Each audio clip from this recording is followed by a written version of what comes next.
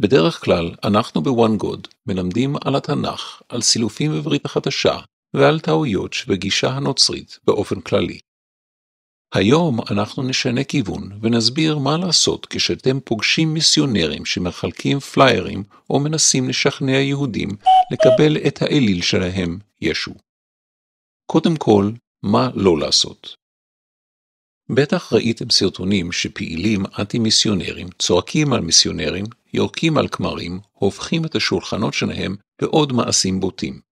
לפני הכל, חשוב ביותר להבין שיש נוצרים שמצלמים את המעשים האלה ומפרסמים את המעשים האלה, לפעמים בתוספת עדויות שקריות על מעשי בריונות יהודית שלא היו, כדי לגייס כספים וסימפתיה להקרבה במרכאות של פעילים למען ישו בארץ הקודש. דעו, אם אתם מתנהגים כלפיהם באלימות, פיזית או מילולית, אתם עלולים לא רק להיות אשמים בפלילים, אלא גם לככב בסרטי תעמולה נוצריים, כדי לגייס כספים מרובים, כדי לאפשר פעילות מיסיונרית עוד יותר נמרצת, וזה בדיוק מה שהם רוצים. אז מה כן לעשות? הדבר הראשון שעליך לעשות הוא לגשת למיסיונרים ולומר להם בנחישות. יש כאן תושבים זועמים רבים שפנו לארגונים אנטי-מיסיונרים. אתם מתבקשים לכבד את רגשות הציבור, להפסיק את הפעילות שלכם ולעזוב את המקום. תזכור שמיסיונרים לא אוהבים לספר שהם נוצרים. חשוב להסביר לעוברים ושבים שמדובר בכת הנוצרית, וכדאי להתרחק מהם, ואף לדווח לארגון אנטי-מיסיונרי. עוד דבר מאוד חשוב לעשות הוא לצלם את המיסיונרים בפעילותם. מיסיונרים מרגישים לא בנוח כשמצלמים אותם. יש לצלם אך ורק ברחוב, ולא בשטח פרטי.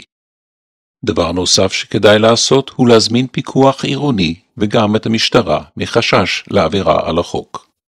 חלוקת חומר מיסיונרי לקטינים, לכלוך, רעש חריג, או כל סיבה אחרת כמו לדווח על אנשים העוברים מדלת לדלת ומפריעים לשכנים וכדומה. אם מדובר בתיירים, יש לפנות ישירות למשטרת ישראל ולהסביר שיש תיירים המנצלים את אשרת השהייה שלהם לצורך פעילות מיסיונרית. תזכור, מיסיונרים לא רוצים רעש, הם אוהבים שקט. כשאתם מפנים עליהם תשומת לב, זה מפריע להם מאוד. חשוב שיהיה להם ברור שכל עוד הם לא יעזבו את האזור, אנחנו נמשיך להזהיר מפניהם. ולבסוף, אין צורך להתעמת איתם בנושאים תיאולוגיים. אם אתם ממש בקיאים בחומר, ותוכלו להשפיע לטובה על יהודים שעלולים ליפול למלכודות שטומנים המיסיונרים, אז אפשר להתעמת איתם בנושאים אלה. אך הכי נכון לעשות, מעבר לכל מה שהסברנו, הוא ללכת לפי דברי פרקי אבות פרק ב' משנה י"ד. דע מה שתשיב לאפיקורוס. יש לדעת מה לענות למיסיונרים, אבל בפועל לא צריך לענות להם.